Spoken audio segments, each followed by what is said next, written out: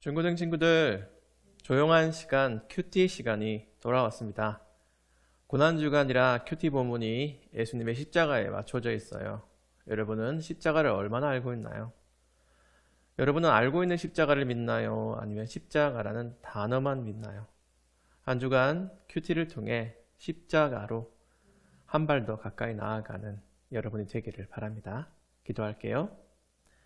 하나님 아버지, 오늘의 시간과 오늘의 말씀을 주셔서 감사합니다. 예수님과 한 발자국씩 더 가까워지는 인격적인 예수님을 만나는 그런 저희들이 되게 해주세요. 예수님의 이름으로 기도드립니다. 아멘. 오늘 본문은 누가복음 23장 1절에서 12절이고 제목은 내 마음에 안 들면 죄인입니다. 누구의 마음? 본문을 읽으면서 그걸 찾아보세요. 여기 등장인물들 중에 예수님을 정죄하고 사형시키라는 말을 하는 자들을 골라보세요. 특별히 1절에 나오는 그들 혹은 무리가 누구인지 찾아봐야 할 겁니다. 그들이 핵심 주동자들이에요. 읽고 또 찾아보세요.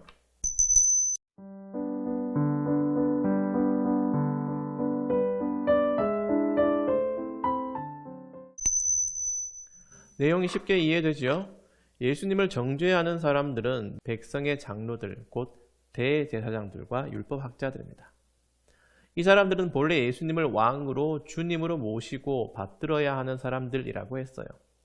그런데 앞장서서 예수님을 믿어야 할 사람들이 앞장서서 예수님을 죄인 취급하고 사형시키라고 해요. 그러면 여기서 좀 더 깊이 탐구해보자. 도대체 무슨 죄목으로? 좀 더 깊은 묵상을 위해서 어제 본문과 함께 보세요.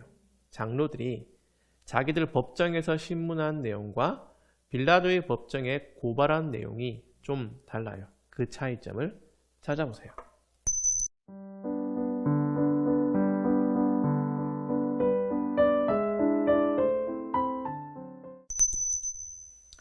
네가 그리스도냐? 네가 하나님의 아들이냐? 이 두 가지를 묻고 난 후에 결정을 이미 내렸어요. 자기들 마음에 안 든다고 예수님을 죽이려고 해요. 그런 다음에 빌라도에게 데려갑니다. 오늘 본문에. 여러분이 잘 아는 빌라도예요. 사도신경을 외우는 사람이라면 누구나 아는 이름.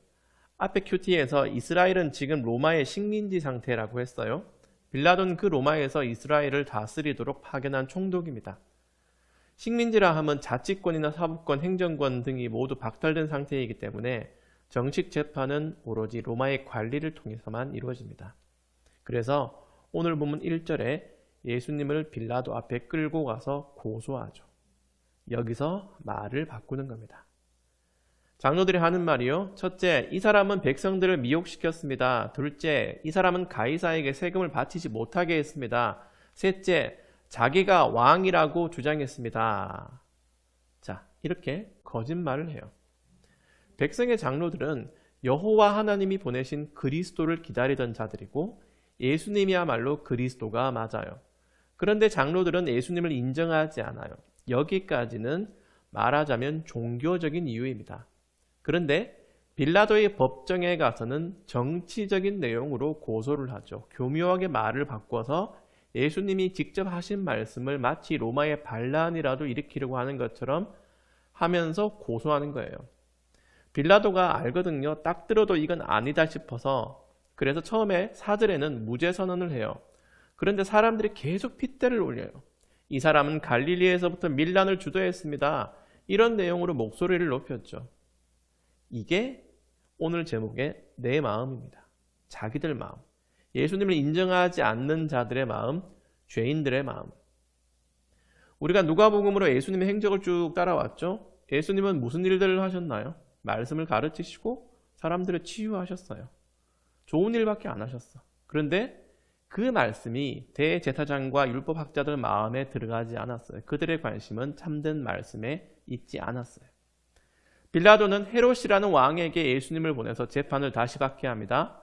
헤롯도 예수님의 말씀보다는 기적에 관심이 많아서 이것저것 묻다가 흥미가 떨어지니까 예수님을 조롱하고 다시 빌라도에게 보내죠. 오늘 본문에 나오는 사람들 전부가 이렇게 예수님을 조롱하고 무시하고 도와주지 않아요. 여기서 적용해보자. 여러분은 오늘 큐티에서 어떤 예수님을 만났나요?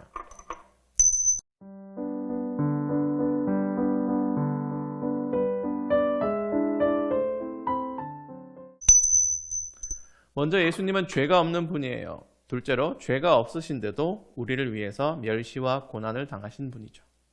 여기에 우리의 고백이 있어요. 사도신경에 본디오 빌라도에게 고난을 받으시고가 있잖아요. 여러분은 그동안 어떤 마음으로 이 내용을 고백했나요? 본디오 빌라도에게, 정확하게는 본디오 빌라도가 다스리는 곳에서, 다스리는 상황에서 고난을 받으셨다는 게 왜 짧은 사도신경에 들어갈 정도로 중요할까요? 이거 한번 여러분 생각해 봤나요?